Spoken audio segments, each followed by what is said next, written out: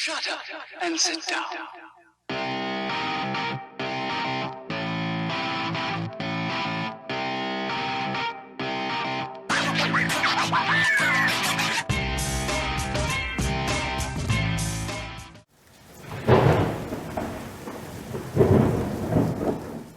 Hello, my name's Holly. Welcome to the Murder She Shed. You have come to the right place for true crime right in my she shed. It is Wacky World Wednesday, but unfortunately I'm going to have to call it Worst of the Worst World Wednesday because this is a hard case to listen to. It is a case that ended with the death of an 11-year-old boy due to the cruel hands of his own grandmother. Although child abuse cases are tough to research and to listen to, I believe changes can't be made unless we acknowledge they are happening. So I choose to have child abuse cases on my channel for that reason, to bring the darkness into the light. If we can't hear about such things, how can we change anything? But before we begin, could you make sure you hit that like and subscribe? Hit that like just so you can get me out into this big YouTube world. Sometimes you get lost in here, it's so big. And that will help a girl out. And hit the subscribe if you want to be notified for any more of my true crime videos. They're often very unique and you might not have heard them before. So make sure you hit that subscribe. They're both right there. Once you hit one, you can hit another one. It's real easy. It's right below there. Just take a second and do that for me. All right, here we go. I'm going to give a trigger warning for this case because child abuse cases are rough and this one's rough too. I get it if you don't want to hear it. So just go to my channel and just pick a different video, okay? This case is out of Scottsdale, Arizona. Stephanie Marie Davis, 51, and her husband, Thomas James Descharnay, 33, are charged with killing Chaskah Davis Smith at a Scottsdale hotel where the pair had been living. Chaskah, who was 11 years old, and his 9-year-old little brother lived with their grandmother, Stephanie Davis, since 2015.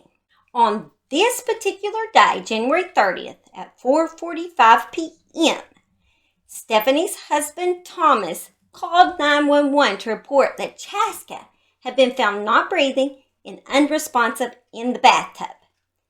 When the authorities arrived, they found Stephanie performing CPR on Chaskah, who was nude in the floor between the bathroom and the kitchenette. Stephanie repeatedly stated that he had been hurting himself all day. Himself, guys.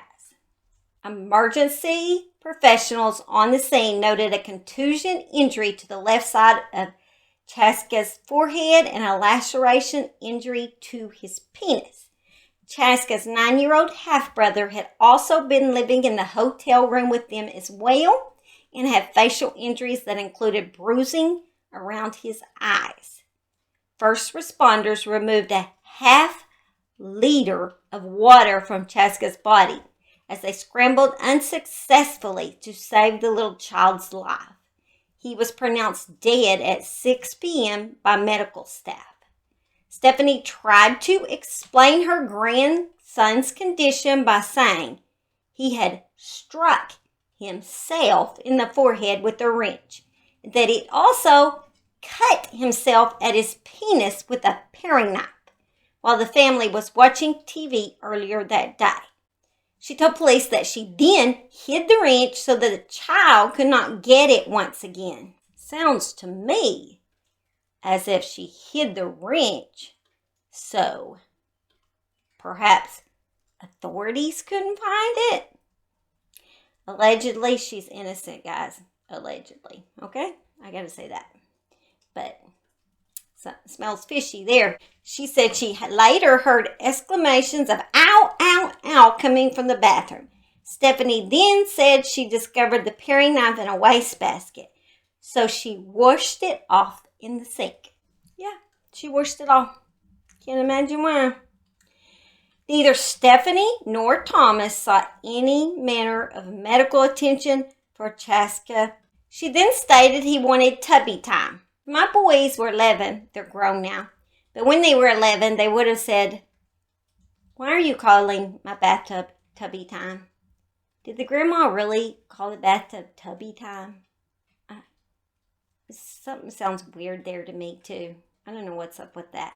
She said Chaskah wanted tubby time, and after drawing a bath, Stephanie first said she left Chaskah alone in the tub for 15 minutes, and then later telling the same officers that she had only been gone for 60 seconds. Upon returning to the bathroom, she reportedly found Chaskah lying on his side with his face above the waterline of the water-filled tub. Sure, that's how he got the 2 liters of water in his lungs. Stephanie then drained the tub and began doing CPR, she told the police. According to police, her statement changed several times.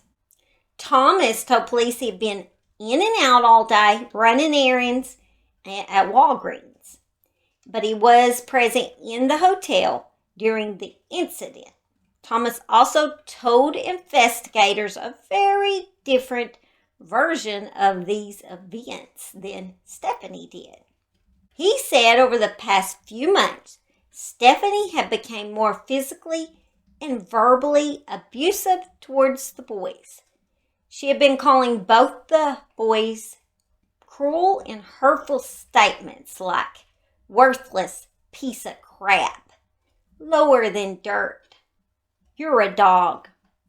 I don't even call my dogs. Like, come on, lady, why would you treat your kids like that? I never understand that. Maybe I spoil mine too much. Maybe even spoil my dogs too much. At least I'm not evil. Speaking of dogs, he must have heard, maybe I did call him Doggy Simon. Say hi. Say hi to the people. Sorry if you can hear him. It's kind of loud sometimes, breathing and walking and all that in here. Stephanie also began physically assaulting the children, he said. She also starved Chaskah for days on end, and he claimed that he would occasionally sneak the child food. Thomas also alleged he had in the past witnessed Stephanie strike both boys with a metal ratchet, causing deep lacerations and bruising. She used a pair of needle nose pliers to pinch and bend the children's fingers backwards.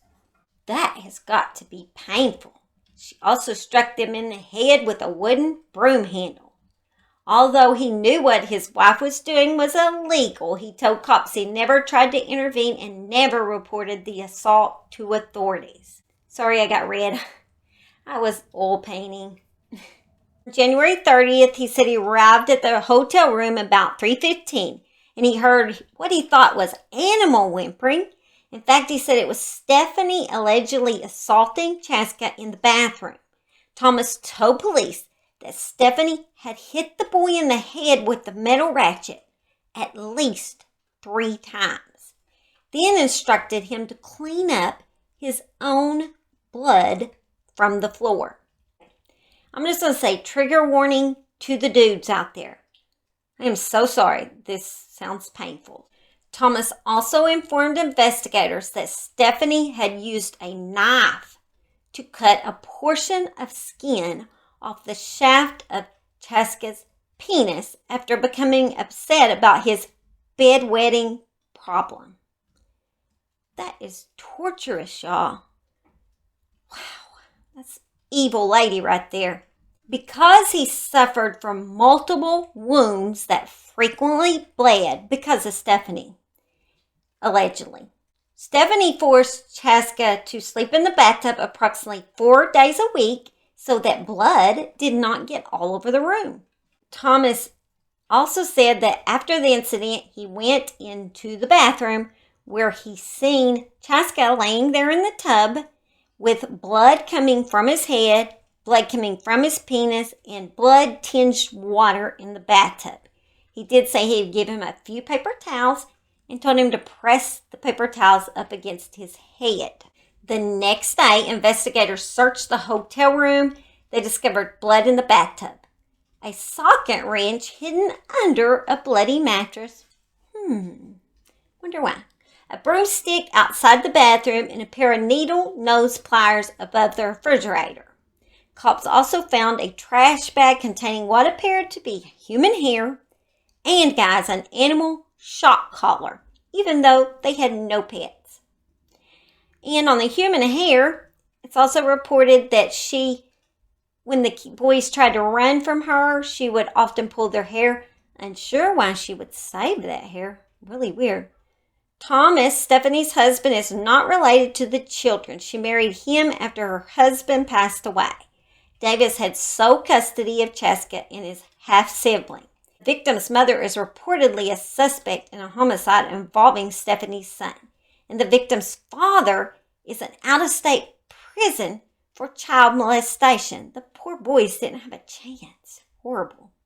Thomas told police he thinks Stephanie was retaliating against the children because their mother was involved in the death of Stephanie's son. That totally sounds like a horror movie, sick, twisted plot or something. That she caused the death of her daughter's son to get back at her daughter for killing her son. Insane. That's totally insane. But the saddest part is I wonder if the child's mother even cares. Often when I do child abuse cases, I can find at least some things about the victim, like was a happy child, liked to play, liked to talk a lot. I could find nothing about Chaskah. I could hardly even find any pictures of this poor little boy. I'm hoping somebody out there loved this little boy. It's just a sad case. Apparently, they were turned in 3 times for allegations. One was on March 22nd, 2017. The department received a report alleging physical abuse to Chaskah by Stephanie. The report alleged he had a bruise behind his ear and scratch to his face, and that Stephanie had been the cause of the injuries. The DCS investigation did not find evidence to support the allegations. The allegations was unsubstantiated and no services were offered to the family, and the case was closed on April 14, 2017. Then, someone reported on May 15, 2017. They received a report alleging physical abuse to Chaskah by Stephanie, Thomas, and another adult. The report alleged that he had deep purple and red bruising under his right eye. The DCS investigation did not find evidence to support the allegations. The allegations were unsubstantiated and no services were offered, but community resources were provided to the family. Again, the case was closed without nothing done on July 17, 2017. On August 31st, 2017, the department received a report alleging physical abuse to a child by Thomas this time. The report alleged the child had discoloration to his forehead due to Thomas picking up the child and throwing him down. The family moved out of state during the investigation of this one. The alleged concerns were cross-reported to the state's social service entity. The DCS investigation did not find evidence to support the allegations. The allegations, guess what, was unsubstantiated and no services were offered to the family. The case was closed on September 18, 2017. Something has to be done, y'all. Just angers me every time I read all this. I just gets my blood to boiling. I'm sorry. Stephanie Davis' brother reported to the news that he was completely shocked that she even had custody of the boys because she had lost her kids a long time ago. She lost her own 4 children when she was in her 20s. So they went to the custody of our father, he said. He said she did get married for a while and her husband died. Then she met this younger man who worked with her brother, and he is her husband now. We tried to tell him that she's not very stable. We've got to be very mindful and very careful around her.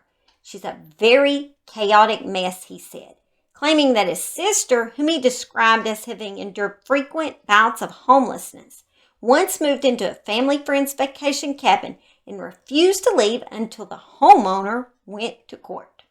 She has a long history of chronic lying. She makes it look like she's done nothing wrong. She's done that her entire life, he said.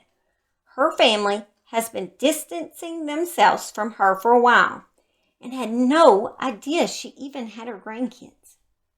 They have been living in this hotel since 2019. And the family would often panhandle around that area. According to Stephanie, she homeschooled her children. Guys, can you imagine being a little vulnerable child and living in this little hotel area and having such a cruel caretaker and be trapped in this little area with this mean, evil lady? And you don't even get to go out to go to school. You're just stuck there all the time. It's being said now that employees and maybe some guests that stayed there had turned this over to the authorities at times when they heard like whimpering coming from the room and like sound like something banging on the wall. They just thought something was weird, and so the part of the time that they were being turned in, it was because of that. When Stephanie was arrested, she did have several Sims cards in her possession. Not sure if she was stealing people's identity. It doesn't go into details on that. They both made a court appearance on February 17th, and both have been indicted on 1 count of homicide, 9 counts of child abuse, and 1 count of tampering with evidence. I wonder what evidence she tampered with. They both pled not guilty. All right, guys, I want to play a video for you of her last court appearance. Sounds like she was very worried about what her husband was telling authorities. Have a listen. All right. Ma'am, do you have any questions for me? Yes, okay, did you already see my husband already today? No, I have not. Okay, him and I did speak earlier, and can we get the same attorney? I am not. Because the evidence that the city of Scottsdale has is literally just circumstantial evidence, and those kids were always taken care of. So, ma'am, you do not have an attorney present to represent you. So I want to remind you that everything you say is being recorded, and as you just heard, there is a member from the county attorney's office online and listening. So be careful of what you say. I'm going to let you speak to me, but I want you to recognize that, okay? Can we get the same lawyer, or do we have to have? I'm going to appoint an attorney to represent you. It's going to be up to the trial court. I doubt if you will have the same attorney, but I'm going to let your trial judge make that determination. And can I talk to my husband? I don't know if you'll be in any vicinity where you'll be able to speak with your husband, ma'am. I doubt if you will be able to. Okay. As I said, I spoke to him, and he explained to me that he felt like he was being coerced and forced because they literally wouldn't give up on him. And they were making him say things that he didn't want to. That's why I'm asking. Okay, so I did appoint an attorney to represent you. So when you speak with your attorney, you make sure you talk to your attorney about the concerns that you have. All right? Yeah. And I will make sure, I will be sure to tell your husband the same thing. There are now some questions being asked if she even officially had custody of the children due to she did have a warrant out for her arrest. Stephanie is accused of violating a harassment order of protection in 2016. Not sure the details on that. A memorial was held February 6th, near where Chaskah was found. A group of strangers, as well as city officials and first responders, wanted to honor the boy's life, even though they never knew him. Bikers Against Child Abuse also showed support at the event. Way to go, guys. Proud of my bikers. Their next court appearance is March 29th. I will try to keep you guys updated, okay? All right, guys. I'm glad you could join me today, even though seriously tough case I know today. You know, all child abuse cases are tough. It shouldn't happen, but we do live in an evil world with some very evil people. But one thing I do know is Chaskah is in a place where God is showing him some extra attention, giving him some extra loving because he never had that on earth. So I truly know that he is getting it now before I bawl my eyes out right now. Yeah, I'm like that. I can research a case and then I can get so deep in it. I get too deep in it. I get too involved. Maybe that's how I was as a nurse. That's why I had to quit, because my stress levels got way up there. I also was a daycare teacher for 30 years, and that makes me extra sensitive to little kids. A lot of the times it was with little 2 and 3 year olds I taught. So I sometimes get too involved in child care cases. But I hope you'll forgive me for my emotional side sometimes when I talk about child abuse cases. But it just happens. All right, I love you guys, and I thank y'all. Y'all have been so good to me, such kind comments, mostly. And, you know, I have some mean every once in a while, but that's just to be expected, I guess, in this crazy world. Like I said, there's evil people out there. So, guys, thank y'all for everything, and y'all have a great week, and just hit that like and subscribe. I mean, you got a second out of your life. You watched this whole video. Just do that for me, okay? All right, bye. Love y'all. Have a great day.